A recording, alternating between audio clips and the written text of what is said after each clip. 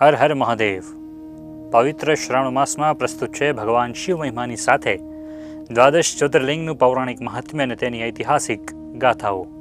સૌરાષ્ટ્રે સોમનાથમ ચ શ્રી શૈલે મલ્લિકાર્જુનમ, ઉજ્જૈન્યામ મહાકાલમોંકાર મમલેશ્વરમ, પરલ્યામ બૈજનાથમ ચ ડાકિન્યામ ભીમશંકરમ, સેતુબંધેતુ રામેશમ નાગેશમ દારુકા વને, વારાણસ્યામ તુ વિશ્વેશમ ત્ર્યંબકમ ગૌતમી તટે, હિમાલયે તુ કેદારમ ગુષ્મેશમ ચ શિવાલયે, એતાની જ્યોતિર્લિંગાની સાયં પ્રાતઃ પઠેન્નરઃ સપ્ત જન્મ કૃતમ પાપમ સ્મરણેન વિનશ્યતિ. આજના એપિસોડમાં દર્શન કરીએ મધ્યપ્રદેશના ઓમકારેશ્વર અને મમલેશ્વર જ્યોતિર્લિંગના અને જાણીએ મંદિરના ઐતિહાસિક અને પૌરાણિક રહસ્યોને. મધ્યપ્રદેશના ખંડવા નજીક નર્મદા કિનારે આવેલ જ્યોતિર્લિંગને ઓમકાર માંધાતા, અમરેશ્વર અને મમળેશ્વર તરીકે પણ ઓળખવામાં આવે છે. ઓમકારેશ્વર જ્યોતિર્લિંગની કથા. એક સમયે નારદજી વિચરણ કરતા હતા ત્યારે તેમને માર્ગમાં વિંધ્ય પર્વત મળ્યા. તેમણે નારદજીની પૂજા અને આગતા સ્વાગતા કરી.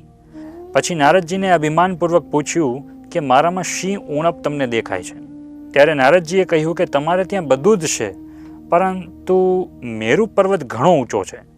મેરુના શિખરનો ભાગ દેવલોક સુધી પહોંચે છે. આ સાંભળીને વિંધ્ય પર્વતને પોતાના માટે ધિક્કાર થયો અને તેણે શિવજીની પાર્થિવ મૂર્તિ બનાવીને તપ કરવા લાગ્યા. પ્રસન્ન થઈને શિવજીએ વર માંગવા કહ્યું. ત્યારે વિંધ્યએ જણાવ્યું કે મને સારી બુદ્ધિ આપો કે જે મારા સર્વે કાર્યોને સિદ્ધ કરે અને મારી સતત વૃદ્ધિ થતી રહે. શિવજીએ પ્રસન્ન થઈને વિંધ્યને વરદાન આપ્યું. આ વખતે દેવતાઓ અને ઋષિઓ પણ ઉપસ્થિત થયા અને શિવજીને આ સ્થાને જ રહેવાની વિનંતી કરી. શિવજીએ આ વિનંતી સ્વીકારી અને જે સ્થળે ઓમકારલિંગ હતું તે બે સ્વરૂપોમાં વિભાજિત થયું. પ્રણવમાં જે શિવજી હતા તે ઓમકાર નામથી જાણીતા થયા અને પાર્થિવ સ્વરૂપમાં રહેલા લિંગમાં જે જ્યોતિ પ્રગટ થઈ તેનું અમરેશ્વર અથવા તો મમળેશ્વર નામ પ્રચલિત થયું. આજે પણ નદીની વચ્ચે અમરેશ્વરનું મુખ્ય જ્યોતિર્લિંગ છે અને નદીના કિનારે મમલેશ્વર જ્યોતિર્લિંગ છે. બીજી કથા અનુસાર અહીંયા ભગવાન શ્રી રામના વંશ ઇક્ષ્વાકુ વંશના રાજા યવનાશ્વના પુત્ર માંધાતાનું શાસન હતું. માંધાતા શિવજીના પરમ ભક્ત.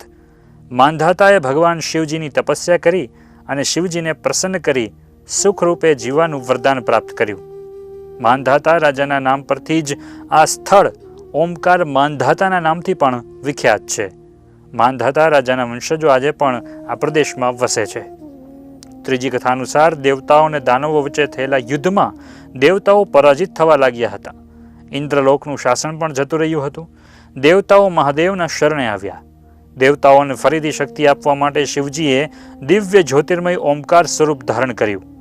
તેઓ નર્મદાના કાંઠે લિંગ રૂપે પ્રગટ થયા, જેથી દેવતાઓને ફરીથી યુદ્ધ કરવાનું બળ મળ્યું. પરિણામે ઇન્દ્રલોકનું શાસન ફરી પ્રાપ્ત થયું અને દાનવોનો નાશ થયો. પુરાણો કહે છે કે ઓમકાર જ્યોતિર્લિંગની ધરા પર બ્રહ્માજી અને ભગવાન વિષ્ણુએ પણ વાસ કર્યું હોવાથી નર્મદાનો કિનારો બ્રહ્મપુરી, વિષ્ણુપુરી અને શિવપુરીનું ત્રિપુરી ક્ષેત્ર બન્યું.